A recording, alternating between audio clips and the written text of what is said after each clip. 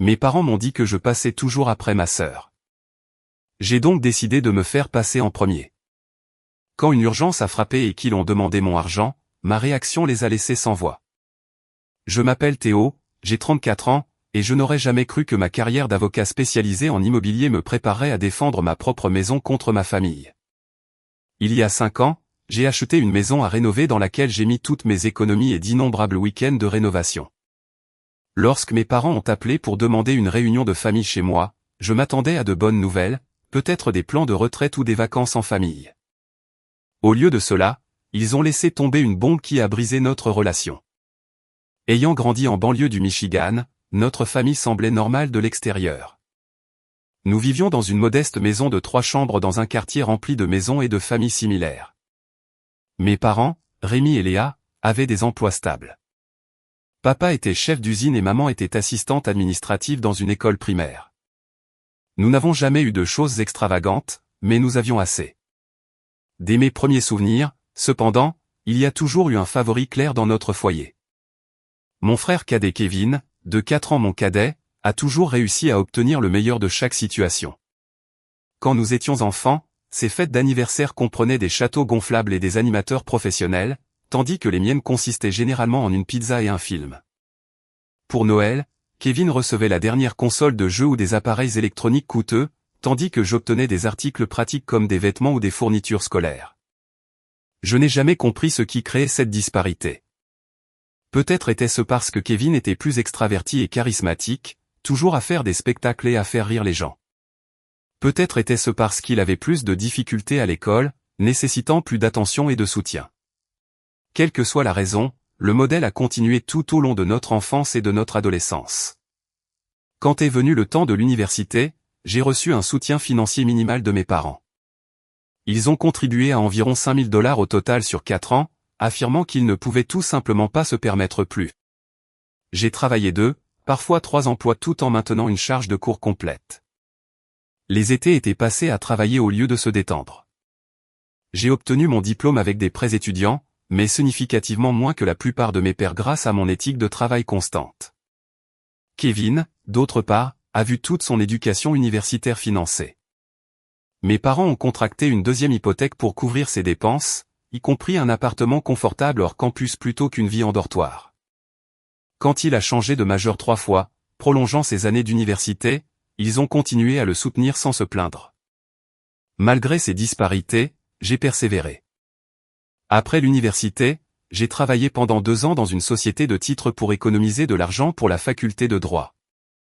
La faculté de droit a été entièrement autofinancée grâce à une combinaison de bourses, de prêts et de travail à temps partiel continu. Je me suis spécialisé en droit immobilier, trouvant satisfaction à aider les gens à naviguer dans l'un des plus grands investissements de leur vie. À 29 ans, je m'étais établi dans un cabinet réputé à Grand Rapides. Mon travail acharné portait ses fruits avec un revenu stable et une clientèle croissante. C'est à ce moment-là que j'ai décidé d'acheter ma première maison, un jalon dont je rêvais depuis des années. La propriété que j'ai trouvée n'était pas impressionnante au premier coup d'œil. Une maison de plein pied des années 1960 avec 3 chambres, elle avait été négligée pendant des années. Les propriétaires précédents étaient un couple âgé qui n'avait pas pu l'entretenir correctement avant de déménager en résidence assistée. Les tapis étaient tachés. La cuisine était tout droit sortie des années 70 avec des appareils verre avocat. Et la salle de bain unique présentait des carreaux roses qui avaient connu des jours meilleurs. Mais sous l'esthétique dépassée et la négligence, j'ai vu le potentiel. La structure était solide, le toit relativement neuf et l'emplacement excellent, à seulement 15 minutes du centre-ville dans un quartier calme avec des arbres matures.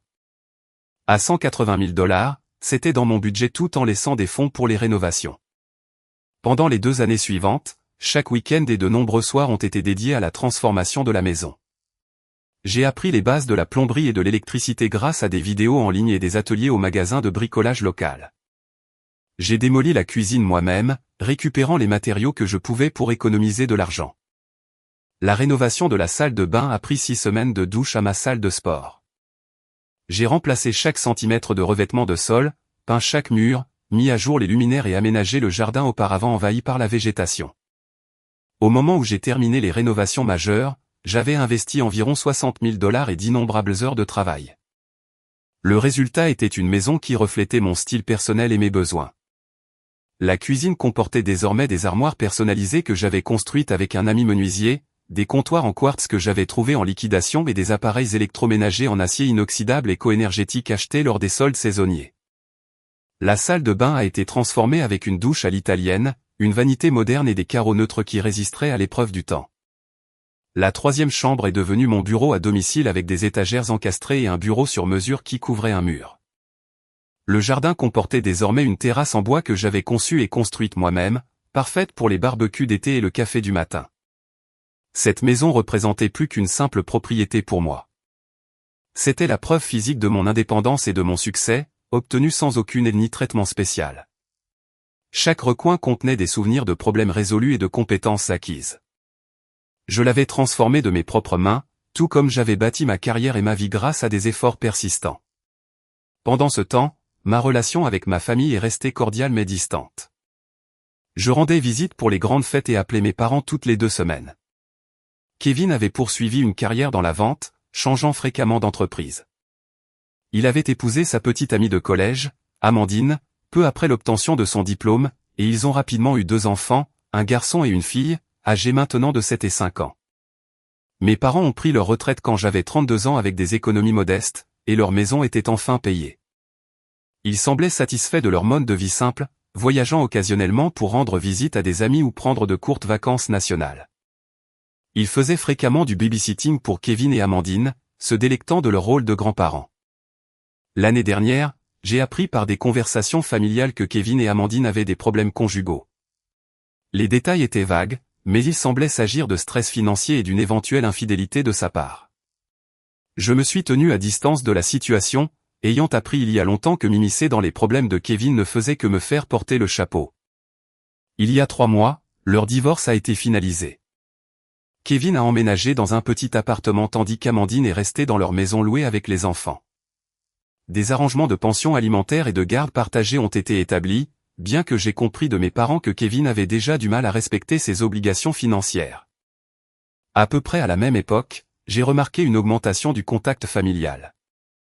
Mes parents appelaient plus fréquemment, mentionnant souvent qu'ils étaient dans mon quartier et demandant à passer. Ces visites comprenaient toujours de nombreux compliments sur ma maison, des questions sur le quartier et des commentaires sur l'espace que j'avais pour une seule personne. Kevin a également commencé à me contacter davantage, suggérant de reconstruire notre lien fraternel. Après des années de contact minimal, ces efforts soudain m'ont semblé inhabituels, mais j'ai accueilli avec prudence le désir apparent d'améliorer notre relation. Lors de ces visites, il commentait souvent des caractéristiques spécifiques de ma maison, posant des questions détaillées sur les coûts de rénovation et les valeurs immobilières actuelles dans la région. Il y a 2 semaines, mon père a appelé avec une demande inhabituellement formelle. Il a demandé si nous pouvions avoir une réunion de famille chez moi le dimanche après-midi suivant. Quand j'ai demandé le but, il a vaguement mentionné des questions familiales importantes qui devaient être discutées. Quelque chose dans son ton m'a mis mal à l'aise, mais j'ai accepté, pensant peut-être qu'il voulait discuter de directives de soins de santé ou d'autres préoccupations de retraite. À l'approche du jour, mes parents ont rappelé 2 fois de plus pour confirmer la réunion, soulignant que Kevin serait également présent et qu'il était extrêmement important que nous soyons tous là. Le sérieux de leur ton a déclenché une légère anxiété, mais je n'aurais jamais pu anticiper ce qu'ils avaient réellement en tête. Le dimanche de notre réunion de famille est arrivé avec un temps parfait de début d'automne. J'ai passé la matinée à nettoyer ma maison déjà rangée, à passer l'aspirateur sur les parquets et à épousseter les étagères garnies de livres de droit et de photographies encadrées. Bien que mes parents n'aient pas mentionné de nourriture, j'ai préparé un simple plateau de fromage, craquelin, fruits et biscuits faits maison avec du café et du thé. Je voulais que tout le monde se sente à l'aise malgré mon malaise persistant concernant l'ordre du jour mystérieux. À précisément 14 heures, la sonnette a retenti. J'ai ouvert la porte et j'ai trouvé non seulement mes parents et Kevin, mais aussi ses 2 enfants, Étienne et Sophie. C'était inattendu, car personne n'avait mentionné que les enfants se joindraient à nous. Kevin se tenait derrière eux avec un sac de voyage à l'épaule comme s'il prévoyait de rester. Ma mère m'a serré fort dans ses bras. « Ta maison est absolument magnifique, Théo. Tu as fait un travail incroyable ici, » a-t-elle dit, ses yeux parcourant l'entrée et le salon au-delà. Mon père m'a tapé sur l'épaule avec un enthousiasme inhabituel. « Fils, cet endroit s'améliore à chaque fois que nous venons. Tu as créé quelque chose de spécial ici. Kevin a guidé ses enfants à l'intérieur, ne me regardant pas directement dans les yeux. Les enfants, c'est la maison de l'oncle Théo. Qu'en pensez-vous? Étienne, 7 ans, a regardé autour de lui avec de grands yeux. C'est grand, plus grand que notre appartement. Sophie, 5 ans, a acquiescé. Tu as une salle de jeu, oncle Théo? Avant que je puisse répondre, Kevin a interjecté. Peut-être que vous aurez vos propres chambres ici un jour. Cela vous plairait-il? Le commentaire m'a semblé étrange, mais je l'ai mis de côté, l'attribuant à une conversation désinvolte. J'ai montré à tout le monde le salon où j'avais préparé les sièges et placé les rafraîchissements sur la table basse. Les enfants se sont immédiatement dirigés vers les biscuits tandis que les adultes s'installaient sur les canapés et les fauteuils. Alors, de quoi s'agit-il cette importante discussion familiale, ai-je demandé, servant du café à mes parents et offrant une boisson à Kevin. Mon père s'est raclé la gorge et s'est redressé, adoptant ce que je reconnaissais comme sa posture de réunion d'affaires, lorsqu'il s'entraînait à faire des présentations à la maison pendant ses années de travail. Nous avons pensé qu'il serait préférable de discuter de tout cela ensemble, en tant qu'unité familiale. Ma mère a acquiescé, les mains sagement croisées sur ses genoux. La famille est la chose la plus importante après tout. Kevin s'était positionné dans mon fauteuil de lecture préféré, celui qui offrait la meilleure vue sur le jardin. Il passait sa main sur la coudoir du fauteuil presque possessivement. Les enfants ont vraiment besoin de stabilité en ce moment avec tout ce qu'ils ont traversé avec le divorce. Je l'ai remarqué échanger des regards avec mes parents, un regard de compréhension partagé passant entre eux qui m'excluait. L'atmosphère dans la pièce était passée d'une réunion de famille décontractée à quelque chose de plus formel et tendu. Mon père n'arrêtait pas de redresser le col de sa chemise, une habitude nerveuse de ses jours de travail lorsqu'il était sur le point d'annoncer une nouvelle difficile à son équipe. Théo, ma mère a commencé. Tu as si bien réussi. Ta carrière est florissante et cette maison est absolument merveilleuse. Nous sommes si fiers de la façon dont tu t'es établi, a ajouté mon père, bien que son ton manquait de la chaleur qu'une telle déclaration devrait véhiculer. Kevin a acquiescé puis a dit, tout le monde n'a pas eu autant de chance, cependant. Certains d'entre nous ont eu des revers. Mes parents ont regardé Kevin avec une telle sympathie que j'ai ressenti une torsion d'inconfort dans mon estomac. J'avais vu cette dynamique d'innombrables fois en grandissant, le ralliement autour de Kevin chaque fois qu'il faisait face aux conséquences de ses propres actes. Ces derniers mois ont été très difficiles, a dit ma mère, tendant la main pour tapoter le genou de Kevin. Avec le divorce et le fait de devoir quitter sa maison, Kevin a eu du mal à offrir le genre de foyer que ses enfants méritent. Mon père a hoché la tête solennellement. L'héritage familial et le soutien à la prochaine génération sont ce qui compte vraiment dans la vie. La propriété n'est qu'une propriété, mais ce que nous en faisons peut faire toute la différence pour nos êtres chers. Kevin a interrompu. L'appartement que je loue a à peine de la place pour nous trois quand j'ai les enfants. Étienne et Sophie partagent une petite chambre. Ce n'est pas une façon de vivre pour des enfants. Les enfants, qui mangeaient tranquillement des biscuits et semblaient ignorer la conversation des adultes, ont levé la tête à la mention de leur nom. Je veux ma propre chambre, a déclaré Étienne avec de l'espace pour ma table de Lego. Sophie a acquiescé avec enthousiasme. Et je veux des murs roses et un lit de princesse. Kevin a souri à ses enfants, puis a regardé ostensiblement autour de mon salon. Une maison comme celle-ci leur donnerait exactement ce dont ils ont besoin, de l'espace pour grandir et être heureux. La direction de la conversation devenait plus claire, me donnant des frissons. Mon père a suggéré que nous nous déplacions tous à la table de la salle à manger pour discuter correctement des choses. Alors que nous nous déplacions, j'ai remarqué Kevin faire un détour par le couloir, ouvrant des portes et jetant un coup d'œil dans les pièces comme s'il effectuait une inspection. Les enfants l'ont suivi, pointant des choses et chuchotant. Une fois que nous étions tous assis à la table de la salle à manger, mon père a croisé les mains devant lui comme s'il était sur le point de commencer une réunion formelle. Ma mère était assise à côté de lui, ajustant nerveusement son collier. Kevin a positionné les enfants de chaque côté de lui, un rappel visuel évident de son statut parental. Théo, mon père a commencé d'un ton qui a essayé et échoué de paraître décontracté. Nous avons discuté en famille de la façon dont nous pourrions aborder la situation de logement de Kevin d'une manière qui profite à tout le monde. Ma mère a interrompu. Nous pensons avoir trouvé la solution parfaite qui maintient la propriété dans la famille tout en pourvoyant à la prochaine génération. Kevin a acquiescé avec enthousiasme, ses yeux ne rencontrant pas les miens, mais continuant plutôt à balayer la salle à manger, l'évaluant comme une propriété qu'il envisageait d'acheter. Le sentiment inconfortable dans mon estomac s'est intensifié alors que je réalisais qu'ils avaient planifié cette conversation depuis un certain temps, coordonnant leur approche. La fréquence de leur récente visite prenait un nouveau sens, tout comme leur intérêt inhabituel pour les caractéristiques et la valeur de ma maison. Ils avaient évalué ma maison, non pas avec admiration, mais avec calcul. « Qu'est-ce que vous suggérez exactement ?» ai-je demandé, bien que je commençais à soupçonner la réponse. Mon père a regardé ma mère, puis Kevin, avant de se tourner vers moi avec ce qu'il pensait clairement être une expression raisonnable. « Nous pensons que la solution la plus sensée serait que tu donnes cette maison à Kevin et aux enfants. » Je suis désolé, quoi, ai-je demandé, certain d'avoir mal entendu. La salle à manger est soudainement devenue sans air, comme si tout l'oxygène avait été aspiré en un instant. Mon père a maintenu son comportement professionnel. Nous pensons que tu devrais céder ta maison à Kevin. Il a besoin d'un foyer stable pour les enfants, et tu es en mesure de le fournir. Cette maison serait parfaite pour eux, a ajouté ma mère, faisant un geste autour de la salle à manger. 3 chambres, le joli jardin pour les enfants, l'excellent quartier scolaire. Cela a parfaitement du sens. Je les ai fixés, attendant que quelqu'un esquisse un sourire et révèle que c'était une blague élaborée. Personne ne l'a fait. Au lieu de cela, Kevin a acquiescé aux paroles de mes parents tandis que ses enfants ont commencé à discuter de quelle chambre seraient les leurs. Je veux la grande au bout du couloir, a annoncé Étienne. C'est la chambre principale de Théo, lui a dit ma mère avec un sourire indulgent.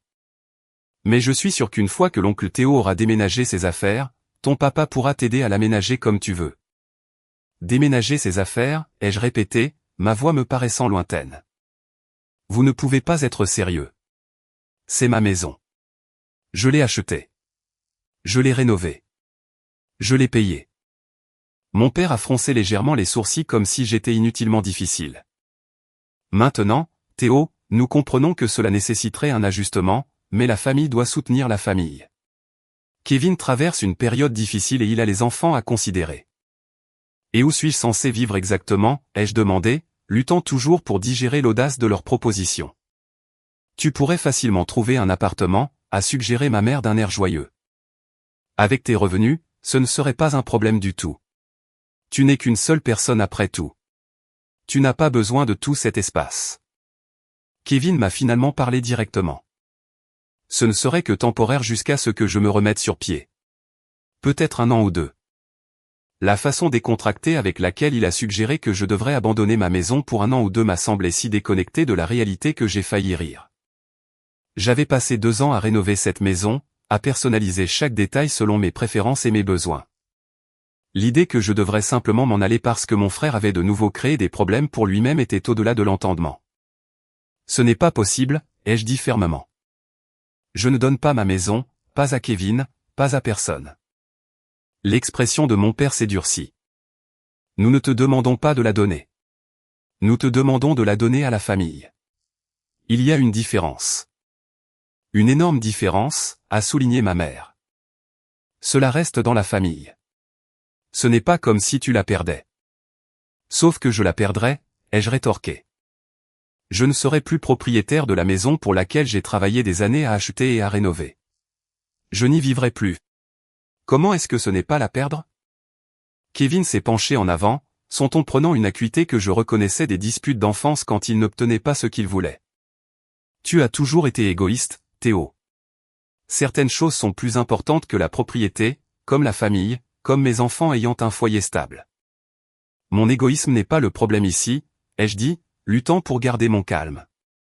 Le problème est que vous êtes tous venus chez moi et avez annoncé votre attente que je la donne à Kevin sans discussion préalable, sans considérer mes sentiments ou mes droits en tant que propriétaire.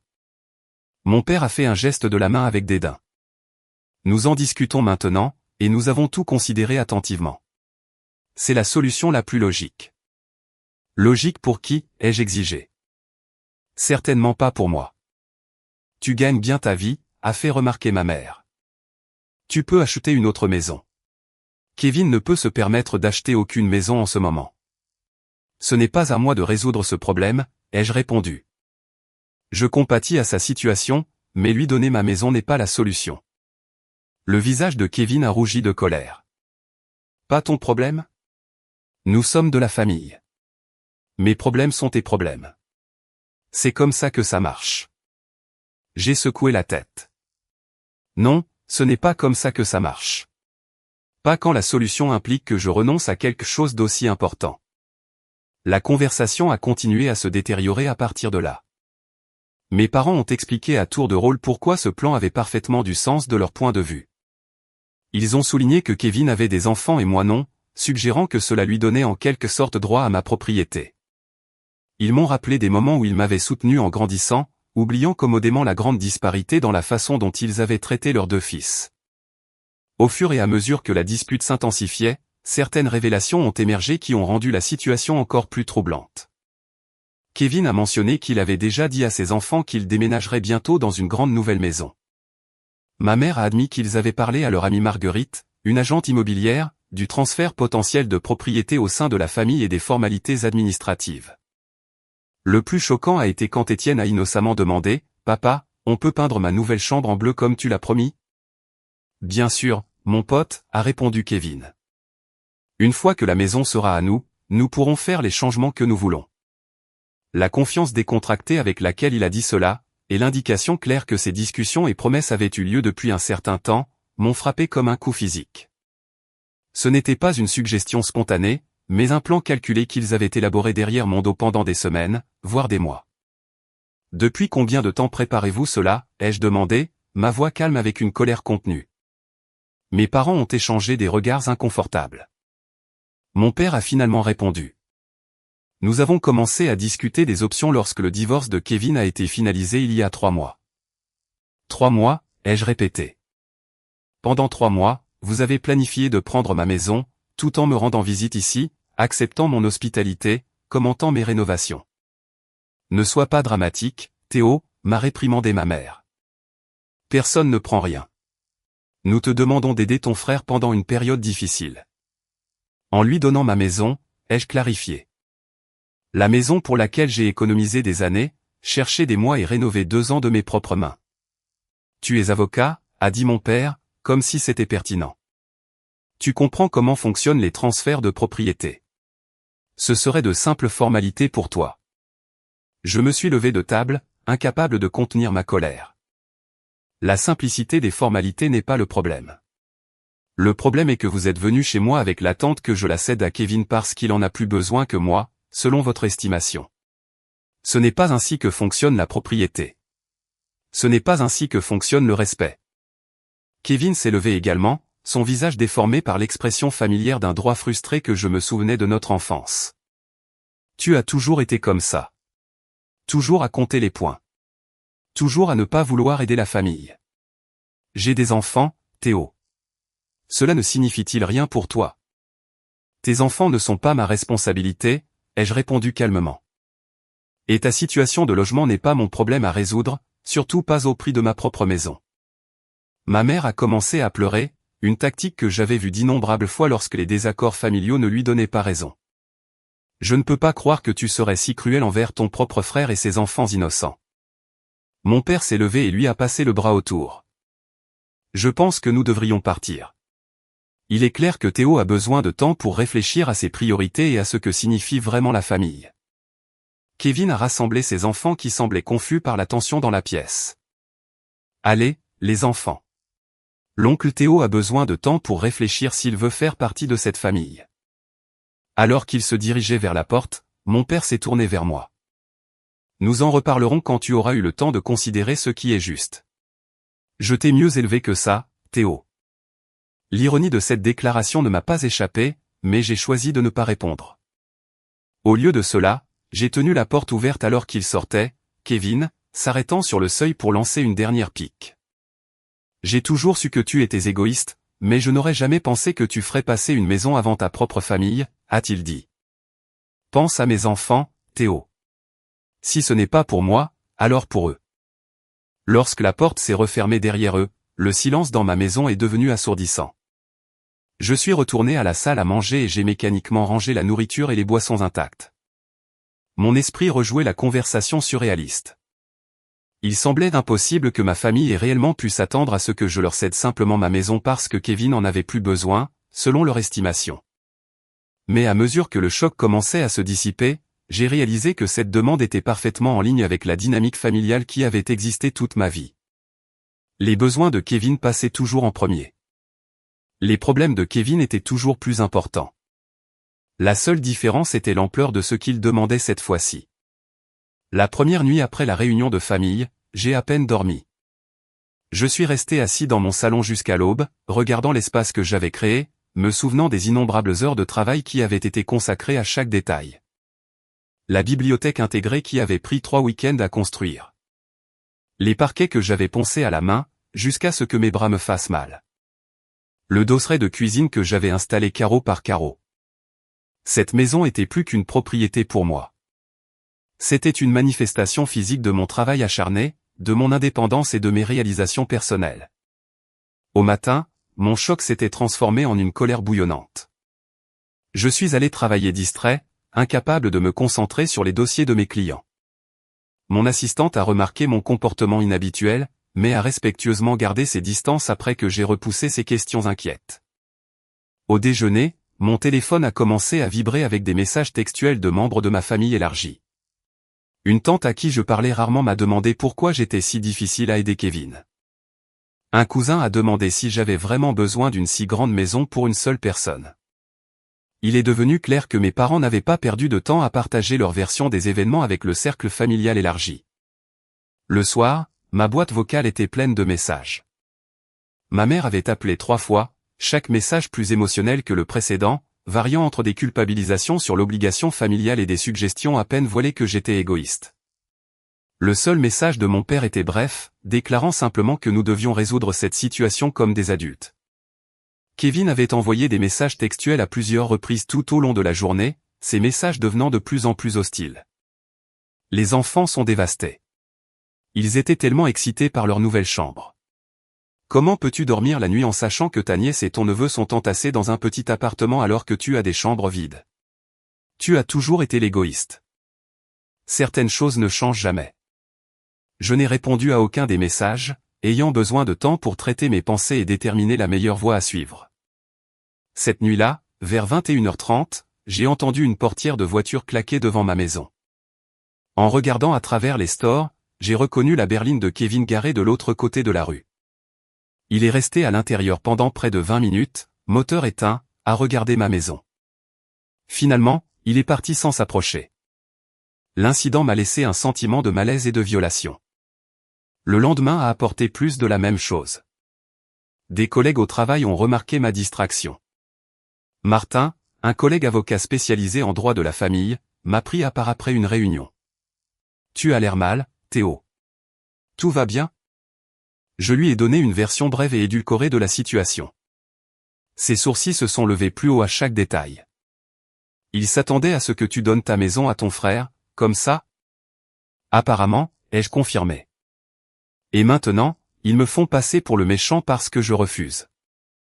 Martin a secoué la tête avec incrédulité. La famille peut être quelque chose d'autre. Fais-moi savoir si tu as besoin de quoi que ce soit, même juste quelqu'un à qui te confier. J'ai apprécié son soutien, mais j'étais encore trop préoccupé pour approfondir la conversation. Je l'ai remercié et je me suis retiré dans mon bureau où j'ai trouvé 3 autres messages vocaux de membres de ma famille avec qui je parlais rarement, tous exprimant leur déception face à mon refus d'aider ma famille en difficulté. Ce soir-là, je suis rentré chez moi pour trouver la voiture de Kevin garée dans mon allée, m'empêchant de me garer. Il se tenait sur mon porche, les bras croisés.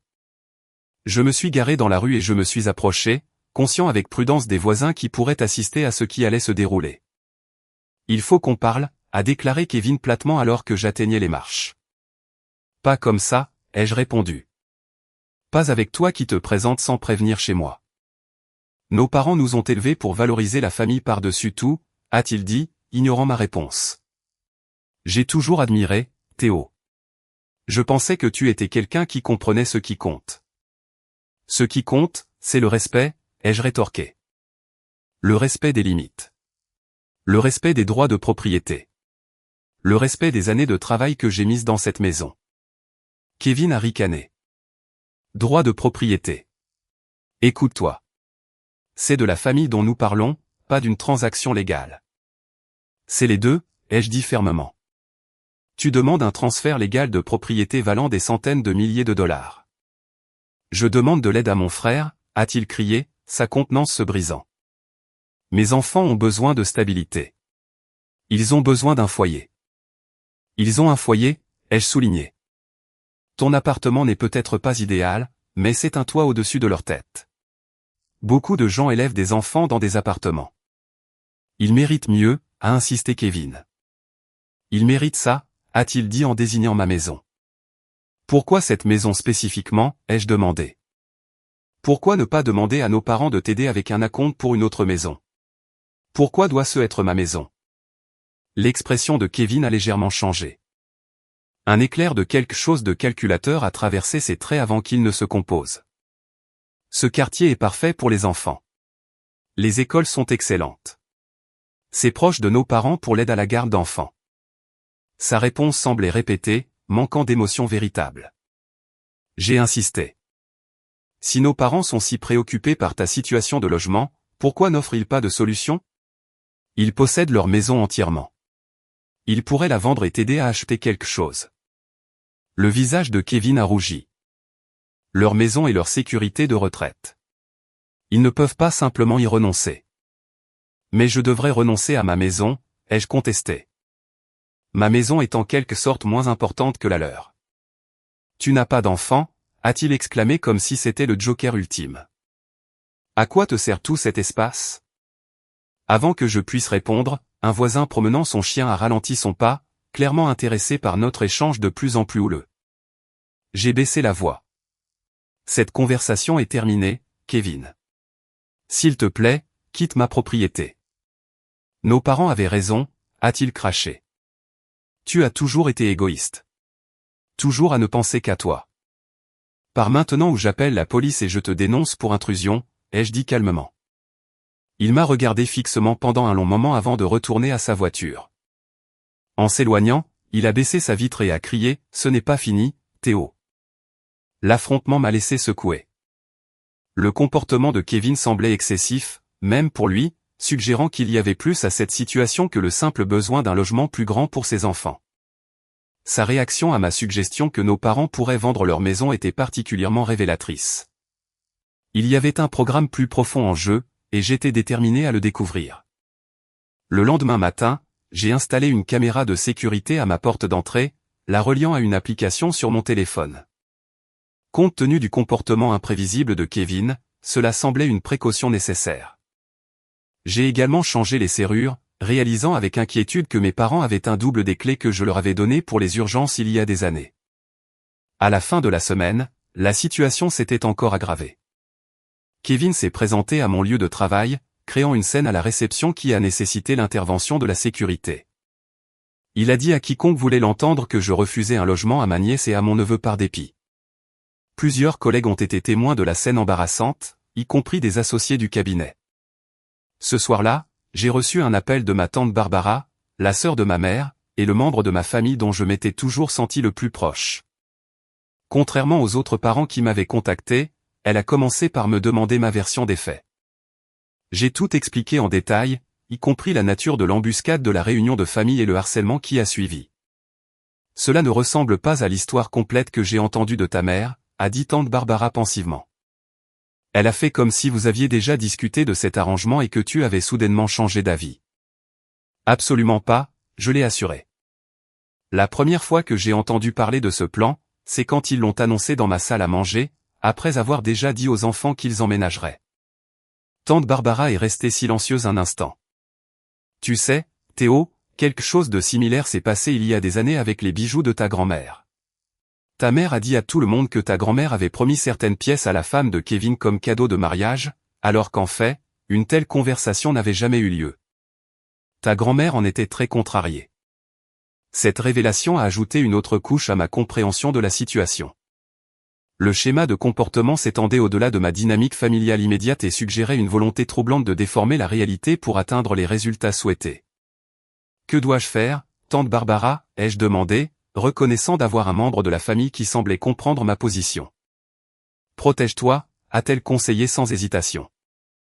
J'aime tes parents et Kevin, mais ce comportement n'est pas acceptable. Tu dois établir des limites claires et éventuellement demander une protection juridique. Ces mots ont renforcé ce que j'avais déjà envisagé. Une fois que nous avons terminé l'appel, je me suis assis à mon bureau et j'ai commencé à rechercher des options pour protéger ma propriété contre de futures réclamations ou pressions. En tant qu'avocat spécialisé en immobilier, j'étais familier avec diverses formes de propriété et de restrictions de transfert. Mais je n'aurais jamais pensé que j'aurais besoin d'appliquer ces connaissances pour protéger ma maison de ma propre famille. Le lendemain a apporté un autre développement inquiétant. J'ai reçu un courriel d'un agent immobilier local confirmant un rendez-vous pour évaluer ma maison en vue d'une éventuelle mise en vente. Je n'avais pris aucun rendez-vous de ce genre. Lorsque j'ai appelé l'agent immobilier pour clarification, elle a expliqué qu'elle avait été contactée par Kevin, qui affirmait m'aider à vendre ma maison et avait besoin d'une évaluation du marché. Cette action non autorisée a franchi une ligne, passant de la manipulation émotionnelle à une fraude potentielle. J'ai immédiatement appelé Kevin et laissé un message vocal, lui faisant clairement savoir que toute nouvelle falsification de son autorité concernant ma propriété entraînerait des poursuites judiciaires. J'ai également contacté l'agent immobilier pour expliquer la situation et m'assurer qu'aucune autre communication n'aurait lieu sans mon implication directe. Ce week-end-là, j'ai remarqué la voiture de Kevin passer lentement devant ma maison à 3 reprises. La caméra de sécurité l'a filmé marchant jusqu'à mon Porsche tard samedi soir, jetant un coup d'œil par les fenêtres avant de partir lorsque la lumière du capteur de mouvement d'un voisin s'est activée. Le sommeil est devenu insaisissable. Je me suis retrouvé à vérifier l'application de la caméra de sécurité plusieurs fois pendant la nuit, sursautant au moindre bruit. Le stress a commencé à affecter mes performances au travail, et j'ai réalisé que je ne pouvais pas continuer dans cette situation de statu quo. Je devais prendre des mesures définitives pour protéger ma propriété et ma tranquillité d'esprit. Lundi matin, je suis arrivé tôt au travail et j'ai cherché Christine, une collègue spécialisée en droit des fiducies et des successions. Son expertise en matière de stratégie de protection des actifs serait précieuse dans ma situation de plus en plus compliquée.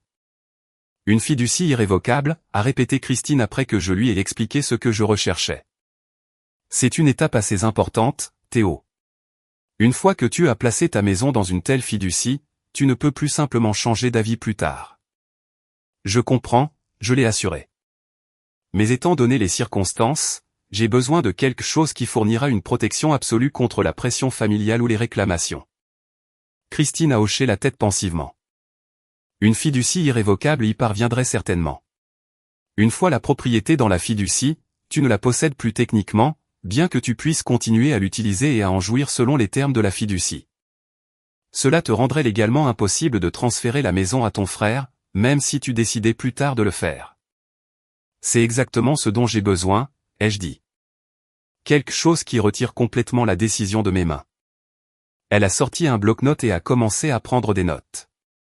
Nous devrons établir des termes clairs pour la fiducie. Tu nommerais des fiduciaires autres que toi-même, y compris éventuellement une société fiduciaire pour une protection supplémentaire. Nous définirions les bénéficiaires et les conditions de la distribution éventuelle de la propriété. À quelle vitesse pouvons-nous mettre cela en place, ai-je demandé. Pour quelque chose d'aussi important, nous ne devrions pas nous précipiter, a averti Christine. Cependant, compte tenu de la situation que tu as décrite, je comprends l'urgence. Si nous nous concentrons exclusivement là-dessus, nous pourrions potentiellement tout préparer en 2 semaines. 2 semaines me semblaient une éternité compte tenu de la pression continue de ma famille, mais j'ai reconnu la nécessité d'une minutie dans l'établissement d'une structure juridique qui fournirait une protection durable. Procédons, ai-je décidé. En attendant, y a-t-il une protection temporaire que je peux mettre en place? Christine a suggéré de déposer une lettre formelle auprès du bureau d'enregistrement du comté, indiquant que tout transfert de propriété nécessiterait des protocoles de vérification spécifiques. Bien que ce ne soit pas infaillible, cela créerait un obstacle supplémentaire contre les tentatives frauduleuses de transfert de propriété. Au cours des jours suivants, j'ai rassemblé tous les documents relatifs à ma maison, l'accord d'achat original, les documents hypothécaires, les registres de toutes les rénovations et améliorations, les évaluations fiscales de la propriété et les évaluations actuelles du marché. Christine avait souligné l'importance d'établir une documentation claire de la valeur de la propriété et de ma seule propriété avant de la transférer à la fiducie. J'ai également rencontré un conseiller financier pour discuter des implications plus larges de placer ma résidence principale dans une fiducie irrévocable. Nous avons examiné les conséquences fiscales potentielles, l'impact sur la capacité d'emprunt futur et les stratégies de gestion de la propriété par le biais de la structure de la fiducie. Tu devras choisir tes fiduciaires avec soin, a souligné le conseiller financier. Ces personnes auront un contrôle significatif sur la propriété même si tu continueras à y vivre. Elles doivent être des personnes en qui tu as une confiance implicite et qui ne peuvent pas être sous pression de ta famille. J'ai examiné mes options attentivement. Martin, mon collègue du département de droit de la famille, était quelqu'un que je respectais et en qui j'avais confiance. En tant qu'avocat, il comprenait la responsabilité fiduciaire et ne serait pas facilement influencé par des appels émotionnels. Pour le deuxième fiduciaire, j'ai pensé à mon mentor de la faculté de droit, le professeur Raymond, qui avait toujours fait preuve d'une éthique et d'un jugement impeccable. Le rôle de fiduciaire d'entreprise serait rempli par une société fiduciaire recommandée par Christine, offrant une couche institutionnelle de protection et de continuité, quelle que soit la disponibilité des fiduciaires individuels. Avec ces décisions prises, Christine a commencé à rédiger les documents de la fiducie. Le processus a nécessité une attention particulière à chaque détail, de la définition des utilisations acceptables de la propriété à l'établissement de protocoles pour les dépenses d'entretien et la disposition éventuelle. Pendant que le travail juridique progressait, j'ai pris des mesures supplémentaires pour sécuriser physiquement ma maison. J'ai installé un système de sécurité complet avec des détecteurs de mouvement et des caméras couvrant tous les points d'entrée. J'ai installé de nouvelles serrures plus sûres sur toutes les portes et fenêtres. J'ai même consulté un spécialiste en sécurité qui a conseillé des changements stratégiques d'aménagement paysager pour améliorer la visibilité et réduire les cachettes potentielles autour de la propriété. Pendant cette période, la pression de ma famille a continué sans relâche. Mes parents appelaient quotidiennement, alternant entre culpabilisation et expression de déception. L'approche de Kevin est devenue plus erratique, oscillant entre des accusations colériques et des tentatives soudaines de réconciliation qui semblaient manipulatrices et insincères. Peut-être que nous pouvons trouver un arrangement, a-t-il suggéré lors d'un appel. Et si je t'achetais la maison ? Tu pourrais me la financer avec des paiements très bas pendant les premières années jusqu'à ce que je me remette sur pied. La proposition était financièrement absurde, me demandant essentiellement de lui donner la maison tout en prétendant qu'il s'agissait d'une transaction légitime. J'ai refusé poliment, mais fermement, réitérant que la maison n'était pas disponible pour un transfert, quelles que soient les circonstances. Tu fais une énorme erreur, a-t-il averti. Nos parents sont incroyablement déçus de toi. Est-ce ce que tu veux, les blesser ainsi pendant leurs années de retraite ? La manipulation émotionnelle devenait plus sophistiquée, ciblant ce qu'ils percevaient comme mes vulnérabilités. Ce qu'ils ne comprenaient pas, c'est que chaque tentative ne faisait que renforcer ma détermination et confirmer que je prenais la bonne décision. 2 semaines après ma première consultation avec Christine, les documents de la fiducie étaient prêts à être examinés. Nous avons passé tout un après-midi à parcourir chaque clause, m'assurant de bien comprendre les implications de l'établissement de la fiducie irrévocable. Une fois que tu auras signé ces documents et que nous aurons enregistré l'acte transférant la propriété à la fiducie, il n'y aura plus de retour en arrière, a souligné Christine. La maison ne t'appartiendra plus pour la vendre ou la donner. Tu seras un bénéficiaire de la fiducie avec le droit d'habiter la propriété, mais les fiduciaires auront le contrôle légal. Je comprends parfaitement, je l'ai assuré. C'est exactement la protection dont j'ai besoin. Le lendemain, Martin et le professeur Raymond nous ont rejoints pour revoir leurs responsabilités en tant que fiduciaires. Tous deux avaient accepté de servir à ce titre après avoir entendu une version résumée de la situation. Le représentant de la société fiduciaire a participé par vidéoconférence, expliquant son rôle dans la tenue des registres de la fiducie et l'assurance de la conformité à toutes les exigences légales. Alors que nous finalisions les préparatifs, j'ai ressenti un sentiment de soulagement croissant. Pour la première fois depuis la désastreuse réunion de famille, je prenais des mesures proactives plutôt que de simplement réagir aux exigences et manipulations de ma famille. La fiducie créerait une barrière inébranlable contre leur pression, une barrière qui ne pourrait pas être surmontée par des culpabilisations ou des appels émotionnels. Le jour où nous avons signé les documents de la fiducie et déposé le nouvel acte, j'ai eu l'impression qu'un poids avait été levé. La maison était désormais légalement détenue par la fiducie résidentielle Théo Bernard, avec des dispositions claires pour ma résidence continue et la disposition éventuelle de la propriété selon mes souhaits, et non selon les exigences de quiconque. Christine m'a fourni des lettres formelles à envoyer aux membres de ma famille, expliquant en termes juridiques que la propriété avait été placée dans une fiducie irrévocable et n'était plus disponible pour un transfert, quelles que soient les circonstances. Les lettres étaient soigneusement rédigées pour être factuelles plutôt que conflictuelles, énonçant simplement la nouvelle réalité juridique. Et maintenant, ai-je demandé à Christine alors que nous quittions le bureau d'enregistrement du comté. Maintenant, tu les invites à une réunion, a-t-elle suggéré, sur un terrain neutre, pas chez toi. Et je recommande fortement d'avoir une représentation légale présente. La perspective d'une autre confrontation familiale était intimidante, mais j'ai reconnu la nécessité de communiquer formellement la nouvelle situation. Il était temps de reprendre le contrôle du récit et d'établir des limites claires pour aller de l'avant.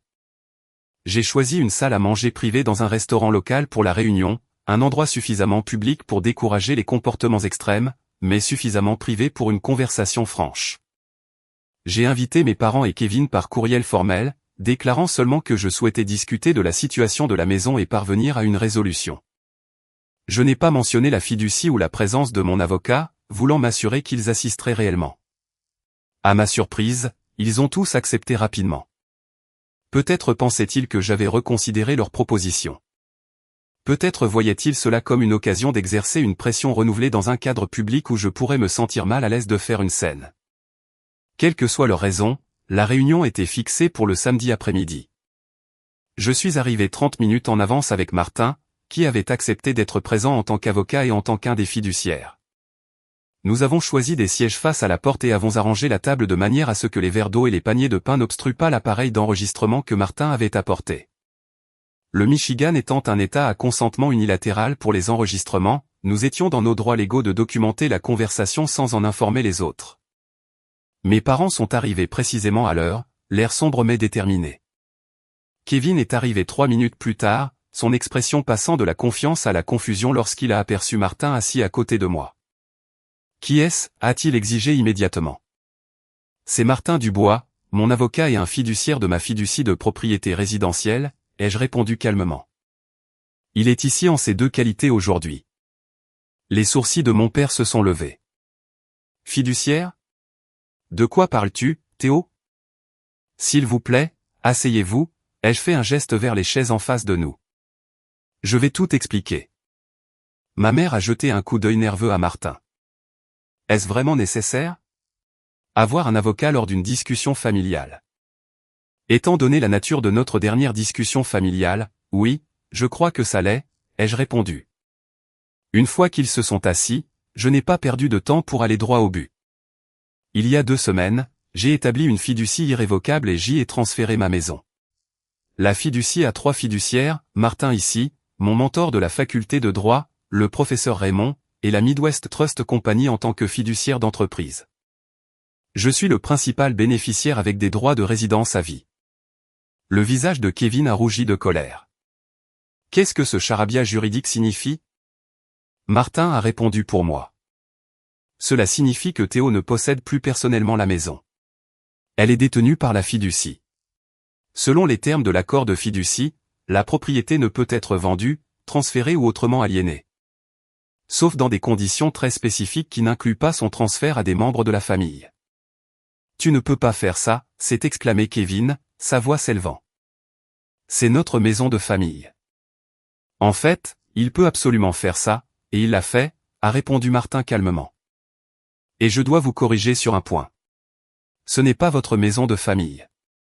C'était la propriété personnelle de Théo, achetée avec ses propres fonds et est maintenant détenue en fiducie pour son bénéfice.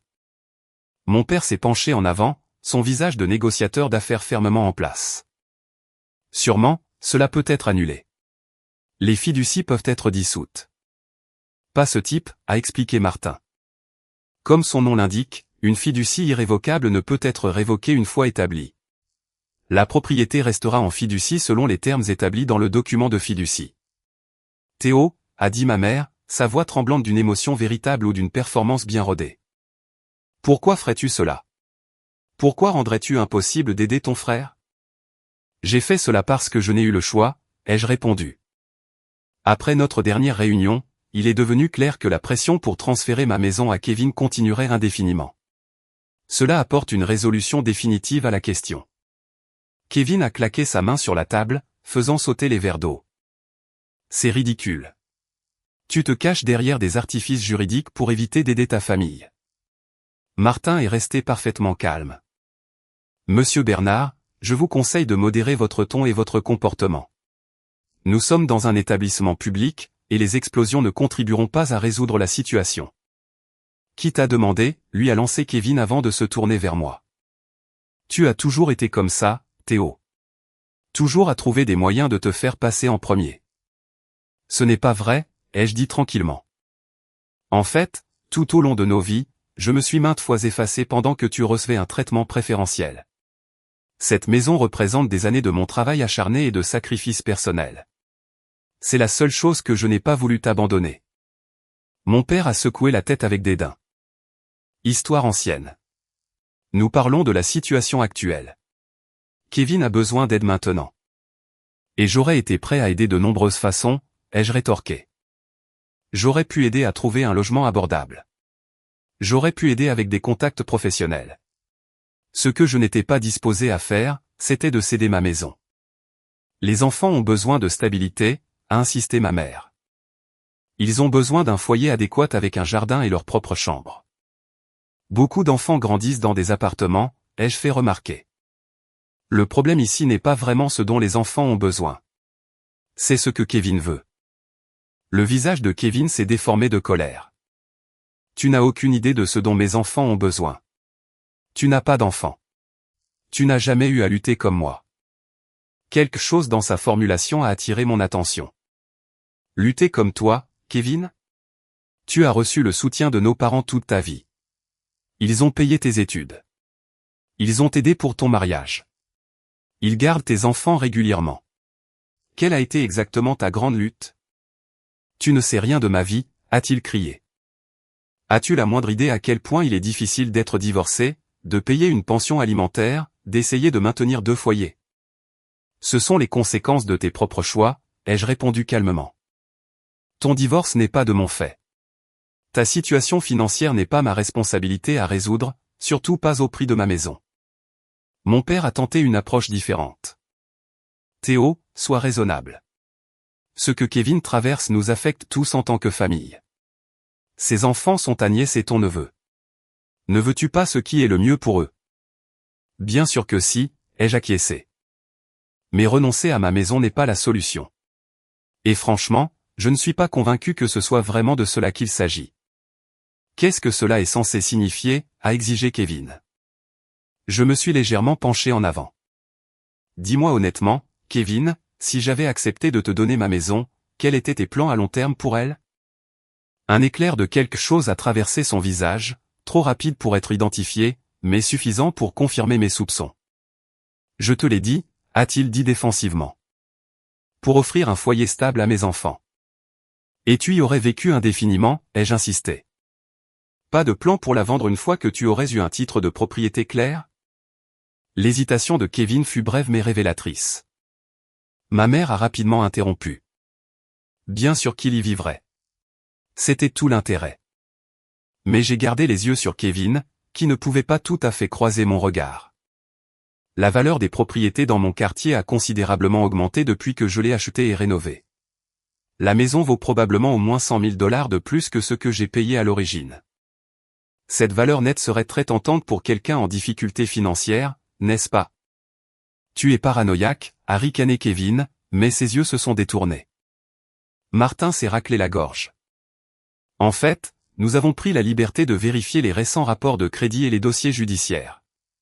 Monsieur Kevin Bernard a actuellement 3 jugements civils en cours contre lui pour des dettes impayées, et son rapport de crédit montre plusieurs comptes en recouvrement.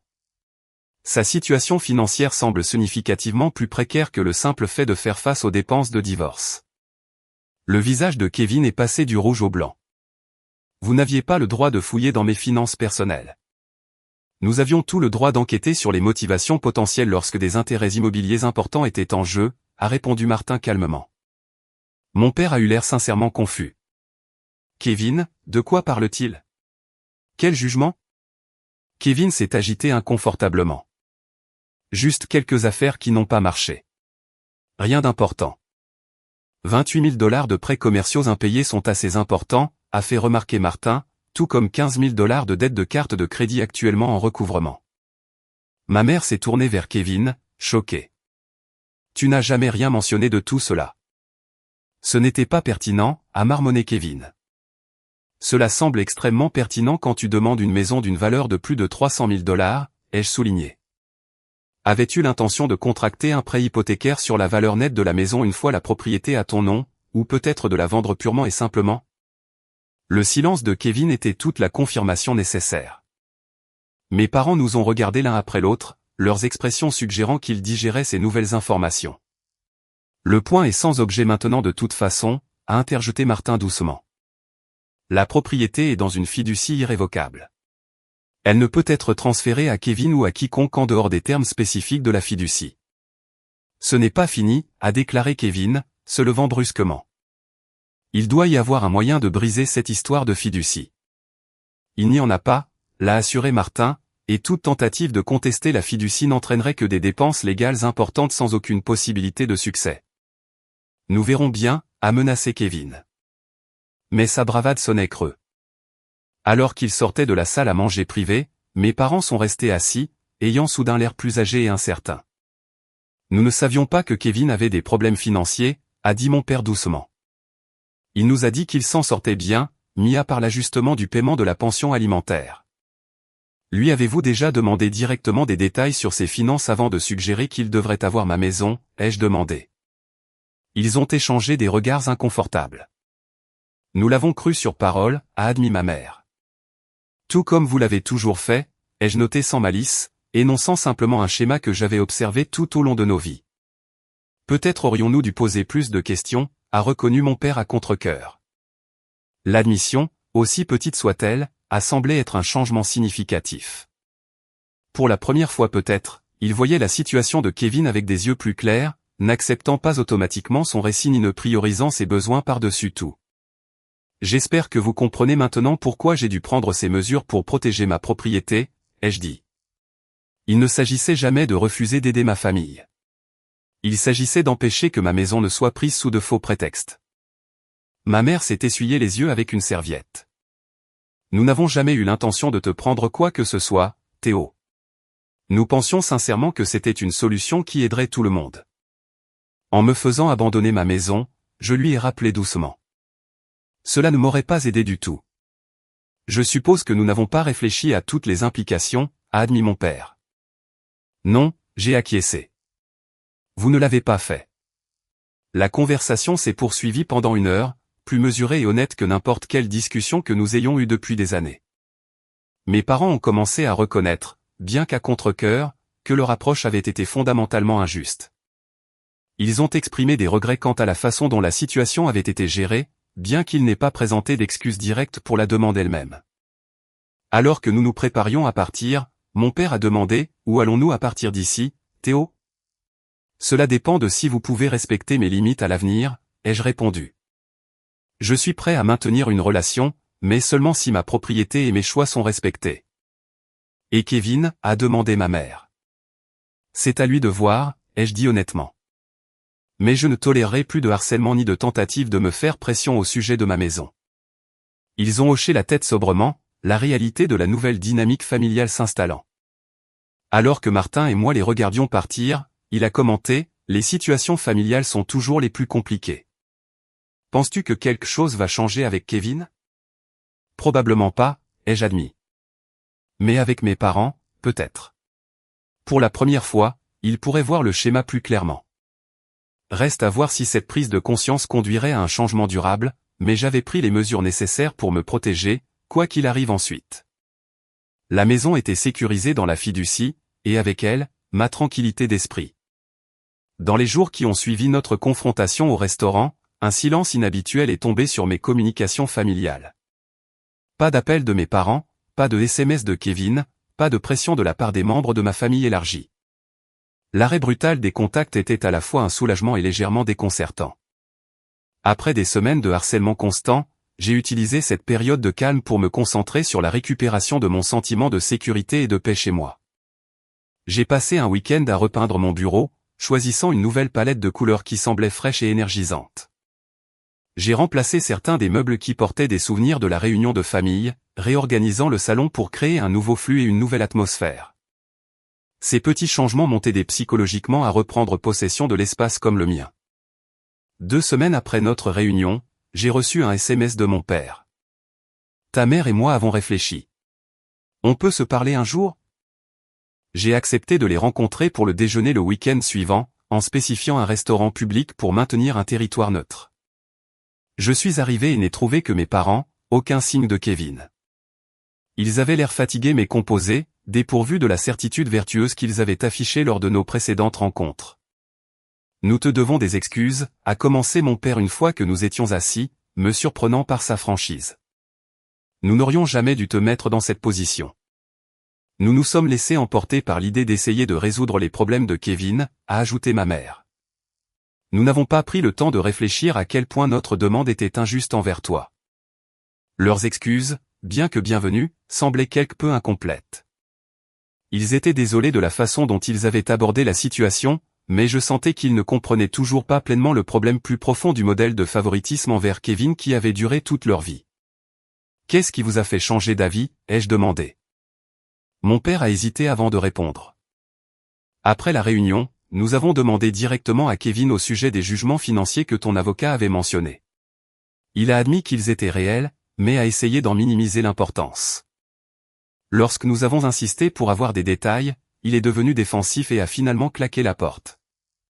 Nous avons commencé à examiner les choses de plus près après cela, a poursuivi ma mère.